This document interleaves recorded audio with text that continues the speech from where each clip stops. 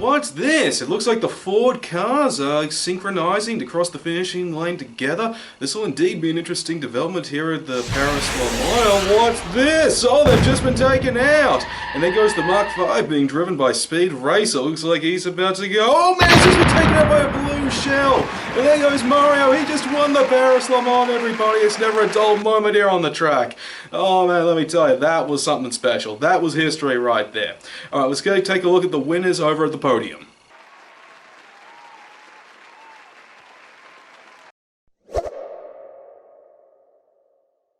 Well, I've got to be honest, this is not a movie I had any expectations for. Anybody who knows me will tell you that a movie like Ford vs Ferrari was not something that was up my alley, but was I able to find anything enjoyable out of it? Yeah, and I dare say this was actually a pretty damn good movie that was ultimately worth checking out. Now, Ford vs Ferrari focuses on a very specific part of car history. It's the story of how Ken Miles became, well, basically the first Ford driver to win a race in France called the Le Mans. And it also details how, alongside his friend Mr. Shelby, managed to create the racing car that actually got him across the finish line, and how he actually managed to help revitalize interest in the Ford Motor Company. And while I can't comment about the historical accuracy present in the film, the story itself was top-notch. The actor that got to play Ken, he was a real standout within the cast. He's just absolutely hilarious and likeable, and gives a stellar performance alongside a cast of other great actors. And it's through these characters that a very interesting theme was explored with a great deal of nuance, in particular individuality. And rather than just being, the individual's always right, you gotta fight for what you believe in, no, the movie actually explored and showed when exactly you need to fight for what you believe in, when you need to be you, but also when you need to buckle down and actually accept the group and do what others want to do, without actually completely folding down and giving into them completely and utterly. It was actually very interesting to see unfold, alongside how they figured out how to develop this car, as well as while Miles and Shelby tried to strike out against these bureaucrats hovering over them that were demanding that everything be done a very specific way. It was really interesting to see that unfold, but it's a shame a lot of this good stuff really isn't in the first act of the film. The first act is very slow, and it introduces a lot of secondary characters that you think are going to have a pretty big presence later on in the film, but really don't. They're just there and serve no further purpose outside of the first act. And to be honest, I was actually kind of bored during the entire first third of this movie.